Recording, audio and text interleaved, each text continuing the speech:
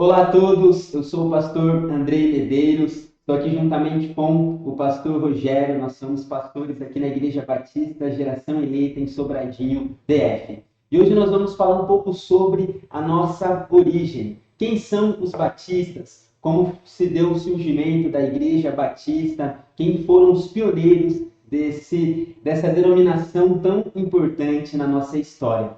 E hoje nós vamos abordar sobre as três principais teorias de surgimento da Igreja Batista. Pastor Rogério? É muito bom estar aqui. A gente vai começar então essa série de vídeos, né, para a gente poder explicar, para dar base, para a gente saber a nossa origem. E eu acho que é uma razão importante para isso. Se a gente não sabe de onde a gente veio, dificilmente a gente vai ter estrutura suficiente para saber qual o nosso destino. Pensando nisso, então, a gente precisa olhar para os nossos antepassados. A gente estava conversando aqui um pouquinho antes e eu perguntei qual a origem do Andrei, da família do Andrei, e o Andrei falou que ele consegue ir até a avó dele. Né? O Caio falou que vai até a bisavó. E isso acontece na maioria dos brasileiros. A gente não consegue muito além disso.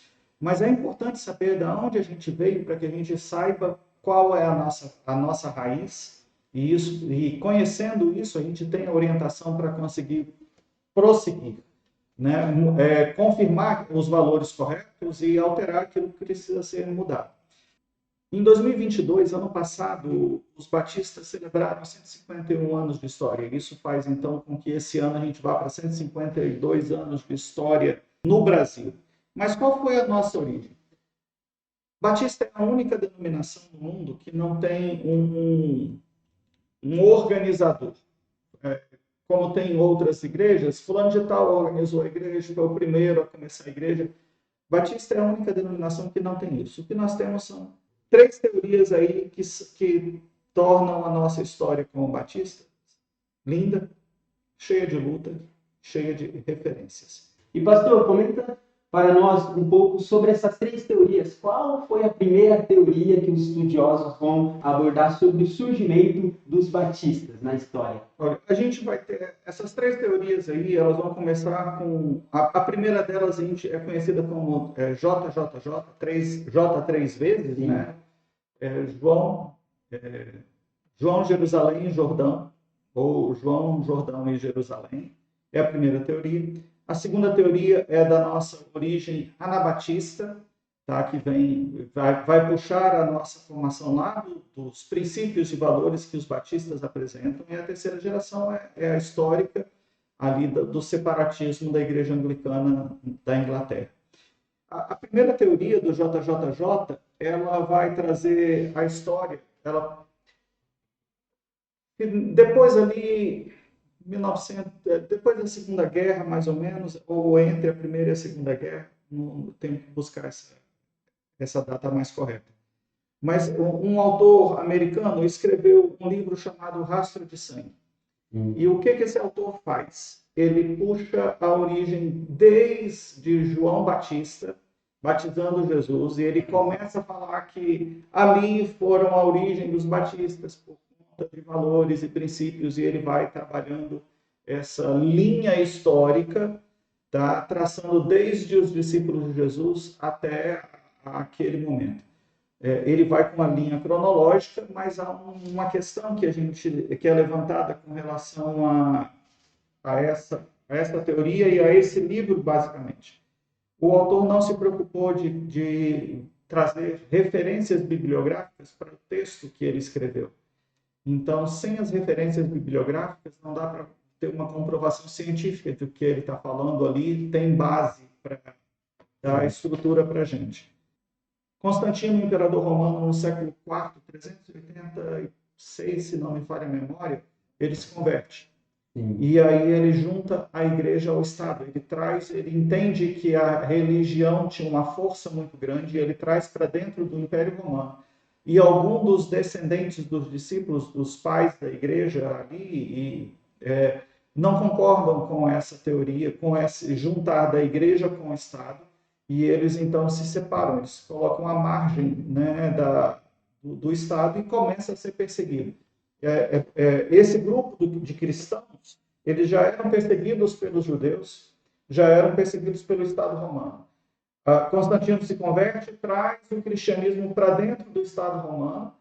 Esse grupo fala, não concordamos da junção do Estado com a igreja, e agora eles têm mais um grupo para poder persegui-los.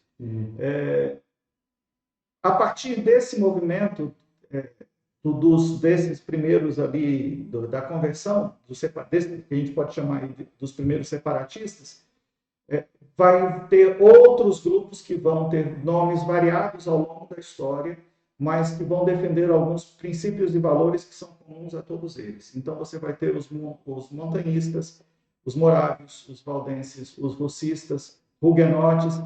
Todos eles trazem uma raiz ancestral das nossas convicções, dos nossos valores batistas. Mas essa é uma teoria muito difícil de se comprovar por conta das referências históricas que o autor de Rastro de Sangue não conseguiu juntar.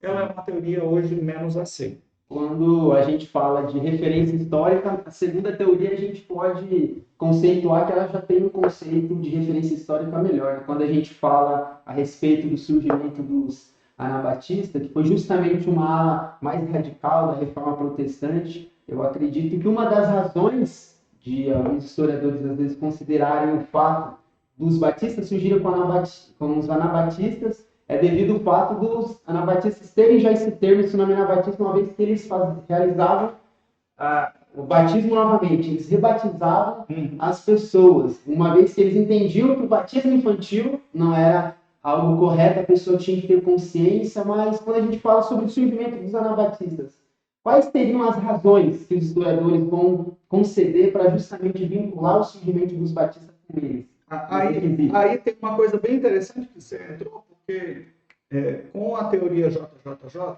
sim, a gente vê um primeiro princípio batista sendo pontuado, que é a separação entre a igreja e o Estado. Com um grupo de anabatistas, a gente tem um segundo princípio batista muito forte, que é o credo-batismo, batizar apenas na idade da razão. A palavra anabatista significa isso. Ana é de novo, né? Então é batizar aqueles que eram batizados de novo. E no primeiro momento, ao longo da história, é jocoso, não era? Um xingamento pejorativo, era um xingamento chamar o outro de anabatista, porque foi batizado de novo, não aceitou o batismo da igreja oficial, da igreja estatal. Mas essas pessoas abraçaram o nome e falaram, era isso mesmo, a gente não aceita o batismo da igreja oficial, a pessoa tem que estar consciente do seu pecado para se batizar e não aceita o batismo infantil. Você falou aí, os anabatistas eram a ala mais radical no período pré-reforma. É meia verdade. Né? Existia um anabatista, o princípio anabatista era a separação da igreja de Estado, credo, batismo e a não violência. Mas teve um capoquinho lá, um líder anabatista na cidade de Münster, que resolveu falar que a maioria aqui é anabatista e o Estado não tem que mandar aqui dentro, e ele defendeu o seu povo, os seus ali com muita força, inclusive pegando em armas, por isso que ficou conhecido como uma ala mais radical, mas a grande maioria dos anabatistas eram pacifistas e eles preferiam morrer do que pegar em armas. Sim. Mas essa teoria ela também traz algumas dificuldades, porque apesar de eu ter apontado aqui alguns princípios, e tem outros princípios que apontavam ali para a formação do que hoje a gente tem a Igreja Batista, os anabatistas defendiam alguns princípios e valores que nós rejeitamos como batista. Então, mesmo tendo algumas semelhanças, quando num determinado período da história a gente vê os dois caminhando juntos, os anabatistas e os batistas, e apontando as diferenças que cada um tinha. Sim. Assim como a teoria JJJ, a teoria de sucessão anabatista tem as suas dificuldades. Ela tem mais referência histórica do que a primeira, mas ainda não dá para a gente falar que tem aí um conceito consolidado, de que essa é a nossa origem, né? O que nos deixa apenas mais uma teoria, que é a teoria do pós-reforma. Terceira teoria, né? Teoria histórica ou pós-reforma. Comente um pouco sobre ela. Está muito vinculado à questão dos batistas ingleses, a questão do Henrique VIII. Como se deu essa Pois é. Aí tem algumas coisas bem interessantes desse início aí. O que acontece? Rei Henrique VIII casou e a sua esposa, a rainha, não conseguia lhe dar um filho homem para a sucessão no trono. Ela teve filhas, mas ele achava que não. Então ele vai para o Papa e procura o Papa na época, vai a Roma e pede uma autorização do Papa para ele se divorciar da rainha. E a razão era: eu preciso de um herdeiro homem para a sucessão aqui no trono e a rainha não me dá um trono, não me dá esse herdeiro. O Papa nega. Esse período vai acontecer junto do período ali do pré-reforma, pouquinho antes de Lutero, já muita coisa estava acontecendo ali. A Inglaterra já estava permeada com alguns conceitos que vão entrar ali no período da reforma. Dos pré-reformadores, né? Dos pré-reformadores, inclusive alguns ali importantes na Inglaterra. E aí o rei Henrique VIII, já nesse período ali de reforma protestante, ele resolve romper. Se Lutero conseguiu romper com a Igreja Católica, nós aqui também podemos romper com a Igreja Católica. Então, o que ele faz? Ele fala: daqui por diante, não tem mais Papa na Inglaterra. A Igreja oficial vai ser a Igreja do Império. E quem manda, então, nessa igreja? O Henrique VIII fala: ninguém melhor para mandar na igreja do que eu, que sou o rei. Então, ele se torna o líder da igreja, e isso acontece até hoje. Agora, o rei Charles III é o líder da igreja, mesmo ele não trabalhando em cima de princípios religiosos, ele é o líder da igreja anglicana até hoje, é assim que veio desde Henrique VIII até agora. E é justamente nesse contexto, né, que surge o puritanismo, o separatismo. O que acontece ali? Então, quando Henrique VIII fala: daqui por diante eu sou o chefe da igreja, a igreja católica que estava lá agora passa a se chamar Igreja Anglicana, e alguns membros dessa igreja já tinham alguns protestantes ali envolvidos ali, e começou a se falar assim: olha só, a igreja, do jeito que está errada. A Igreja Católica estava contaminada pelo luxo, pela ostentação, pelo poder que ela exercia ali, e alguns falavam assim: não, isso tem que ser purificado. E aí iniciou um movimento que vai levar esse nome, os puritanos. Qual era a ideia dos puritanos? A igreja precisa ser limpa, precisa ser retirado da igreja. Renovação espiritual. Buscar uma renovação espiritual para tirar tudo aquilo que é sede. E tinha um outro grupo que falava: não tem mais jeito. Queria romper. Enquanto os puritanos queriam purificar a igreja, não romper, os separatistas já iam falar: se a gente limpar essa casa aqui, dá para usar. Sim. E o outro falava: joga no chão porque não presta, não dá certo mais. Né? Não necessariamente nesses termos, mas a ideia era essa. Um falava: olha, tem jeito, vamos purificar a igreja. Sim. E ela vai funcionar. E o outro falava: não tem mais jeito, ela está contaminada pelo Estado, pelo governo, a gente tem que começar do zero, uma outra, tem que se separar, porque a igreja não pode andar junto com o Estado. E aí começa o movimento de nome separatista. Então, a partir de Henrique VIII, você tem dois movimentos na Inglaterra: o movimento dos puritanos e os movimentos separatistas. Dentro desse grupo de separatistas, tinha um pastor de nome John Smith. John Smith, ele começa a juntar o grupo dentro desse movimento separatista, e alguns vão falar que ele era um homem de muitas convicções, mas ele mudava de convicção muito rápido. Então, ele junta o grupo, e entre esse grupo havia um advogado muito importante na Inglaterra para aquele período, com bastante recurso também, de nome Thomas Hales. Thomas Hales se junta a John Smith, e para fugir da perseguição que já estava acontecendo ali na Inglaterra naquele período, ele pega toda a congregação e muda todo aquele grupo. Vai com um grupo de cerca de 30 pessoas, bancado financeiramente por John Smith. Eles vão todos para a Holanda.